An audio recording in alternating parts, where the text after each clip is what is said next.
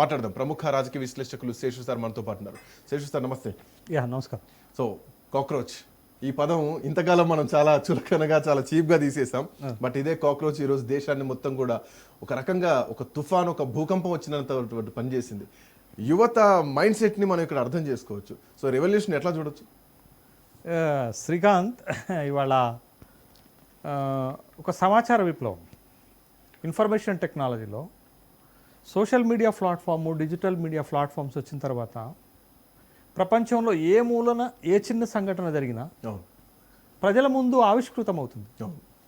దానిపైన ప్రజలు రెస్పాన్స్ అవుతున్నటువంటి తీరు కూడా మనం చూస్తున్నాం. మరీ ముఖ్యంగా యూత్ ఎలా ఉంటుందంటే విత్ ఇన్ ఫ్రాక్షన్ ఆఫ్ సెకండ్స్లో రెస్పాండ్ అవుతారు. ఇప్పుడు అదే ఒక ఏజ్డ్ పీపుల్ ఎలా రెస్పాన్స్ అవుతుందంటే అన్నీ బేరుజు వేసుకొని ఆలోచన చేసుకొని దాని కాన్సిక్వెన్సెస్ చూసుకొని రెస్పాండ్ అవుతుంది. అది అనుభవం నేర్పేటటువంటి పాఠం అంటాం కదా మనం. యూత్ అట్లా ఉండదు. నేను అనేక సందర్భాల్లో యూత్ గురించి ఒక మాట చెప్తుంటాను. దాని యూత్ లైక్ దట్, ఒత్తి పీకినటువంటి బాంబు లాంటి వాళ్ళు ఎక్కడైనా ఎలా అయినా ఏ సందర్భంలో అయినా పేలుతారని చెప్తాను. యూత్ని జాగ్రత్తగా వాడుకుంటే it's an human wealth of the nation, దేశ సంపదగా మారతారు. మీరు అదే యూత్ని కనుక వాడుకోలేకపోతే చాలా ప్రమాదకరమైనటువంటి మానవ సంపదగా కూడా మారుతుంది. అందుకని ఇవాళ జరుగుతున్నది ఏంటి అని అంటే ఇవాళ జరుగుతున్నటువంటి దానికి నేపథ్యం మీరేమంటున్నారు? కాక్రోచ్ జనతా పార్టీ అంటున్నారు కదా. ఇంకా దాన్ని ఇంకొక భాషలో బొద్దింక జనతా పార్టీ. మీరు షార్ట్ ఫామ్లోకి రండి, ఏమొస్తుందో? బొద్దింక Janata party BJP, cockroach Janata party అనేటటువంటి అంశాన్ని తెరపైకి తీసుకొచ్చారు. ఎందుకు మరి కాక్రోచ్ జనతా పార్టీకి ఈ అసలు సోషల్ మీడియాలో మీరు చెప్తున్నట్టు 19 మిలియన్ ఫాలోవర్స్ వచ్చారు. ఒక్క రోజులో, ఒక్క గంటల వ్యవధిలోనే 46,000 ఫాలోవర్స్ రావటం వల్ల మొత్తం మినిస్టర్స్ అన్ని బ్లాక్ అయిపోతున్నటువంటి సందర్భం అవుతున్నటువంటి.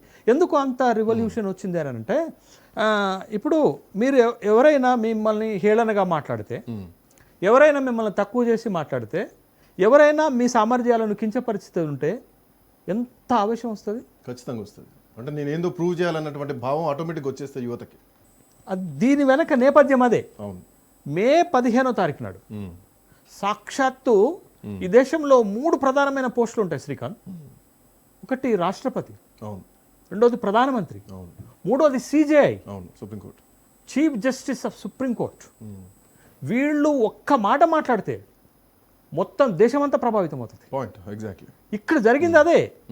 సిజేఐ సూర్యకాంత్ గారు ఒక కేసు విషయంలో, మెరిట్స్ విషయంలో మాట్లాడుతూ ఒక ఫేక్ డిగ్రీలతోటి వచ్చి అడ్వకేట్గా ప్రాక్టీస్ చేస్తున్నటువంటి వాళ్ళ విషయంలో మాట్లాడే సందర్భంలో దేశం మొత్తం యువత మీద ఒక కామెంట్ చేశారు.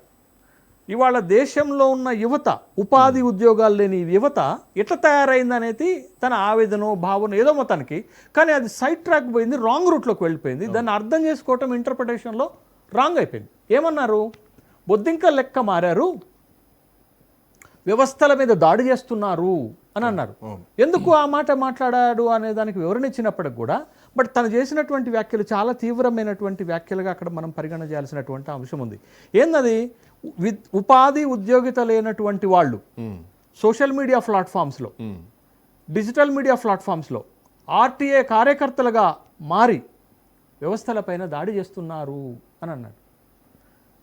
వాళ్ళు వ్యవస్థలపైన దాడి చేయటంలే, వ్యవస్థలో కుళ్ళిపోయినటువంటి అంశాలను ప్రశ్నిస్తున్నారు, బయటికి తీస్తున్నారు. అవును, వ్యవస్థలో ఉన్న లోపాలను బయటకు తీసి సోషల్ మీడియా ద్వారా, డిజిటల్ మీడియా ద్వారా ఆర్టీఐ కార్యకర్తలుగా బయటకు తీస్తున్నారు.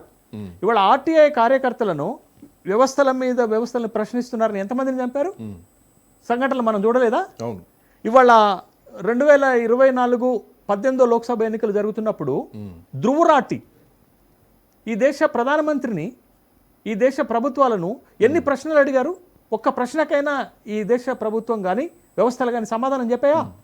ధ్రువరాటి వ్యాఖ్యలు ఎంత ఇంపాక్ట్ చూపించాయో తెలుసు కదా మనకి. భారతీయ జనతా పార్టీ 240 లోక్సభ స్థానాలకు పరిమితమైంది కదా. రెండు సార్లు సొంత మెజార్టీతో గెలిచినటువంటి పార్టీ. తర్వాత ఇవాళ యూపీకి చెందినటువంటి 16 సంవత్సరాల బాలుడు అశ్వమిత్ గౌతమ్ తను అడుగుతున్నటువంటి ప్రశ్నలకు ఎవరి దగ్గర సమాధానాలు ఉన్నాయా? ఏ వ్యవస్థ నడిపే దగ్గర వాళ్ళ దగ్గర సమాధానాలు ఉన్నాయా? జుడిషియరీ అయినా లెజిస్లేటివ్ అయినా ఇక్కడ వస్తున్నటువంటి మీకు ఏ చట్టసభల్లోనైనా వాళ్ళు అడుగుతున్న ప్రశ్నలకు సమాధానాలు ఉన్నాయా? సమాధానం లేవు కదా. ఇవాళ అభిజిత్ దీప్కే ఈ ఈ ఈ ఈ ఈ బొద్దింకలు, ఈ కాక్రోచ్ అనేటటువంటి పదానికి ఇన్సల్ట్ అయ్యి దేశ వ్యవస్థ ఈ దేశంలో యువత, మనం అప్పుడు 40% ఉంది యువత ఈ దేశంలో. అసలు ఈ దేశానికి మీకు భవిష్యత్తు ఇవ్వాలనంటే యువత అని అందరూ చెప్తారు కదా. మరి అట్లాంటి యువతని కించపరుస్తున్నటువంటి నేపథ్యంలోనే ఇవాళ ఆ వ్యాఖ్యలు వచ్చినటువంటి నేపథ్యంలోనే ఇవాళ అభిజిత్ దీప్కే కక్రోచ్ జనతా పార్టీ, బొద్దింకల జనతా పార్టీ అనేది బయటకు తీసుకురావడం వల్ల ప్రజల్లో ఉన్న, ముఖ్యంగా యువతలో ఉన్నటువంటి ఆస్పిరేషన్ బయటకు వచ్చింది. దీంట్లో ఒక మాట, ఇది నేషనల్ వైడ్గా చూస్తున్నారు మీరు. ఇన్ ద స్టేట్ ఆఫ్ తెలంగాణలో కూడా అడ్మినిస్ట్రేటివ్ ఐఏఎస్ ఆఫీసర్సు వీళ్ళు కూడా ఎంత బాధ్యతారహితంగా మాట్లాడుతున్నారు. ఒక ఉదాహరణ చెప్తాను.